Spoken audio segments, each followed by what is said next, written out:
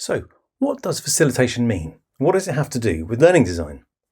Well, a good response to these questions is a quote from psychologist Carl Rogers, who argued that a person cannot teach another person directly, a person can only facilitate another's learning. Now, I can't underestimate how powerful that quote is, because it really questions the belief that teaching involves telling people things. Instead, Rogers invites us to think of teaching as creating the conditions for learning to happen, which is a very different way of approaching teaching and learning design.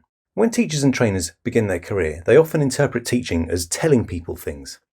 This means that they're doing most of the work in a learning situation, but as they become more experienced, they get their learners to do more of the work by facilitating learning. The problems with teaching as telling were clearly highlighted during the COVID pandemic. Now, although many teachers had no choice but to upload recordings of their teaching sessions, the reactions from learners clearly showed that simply talking at people for long periods of time does not produce effective learning. Long lectures have always worked to demonstrate the knowledge of the teacher, but not necessarily the effectiveness of the teaching. This problem was clearly articulated by Professor Jeremy Hunsinger, who was a guest on our Dingometer podcast.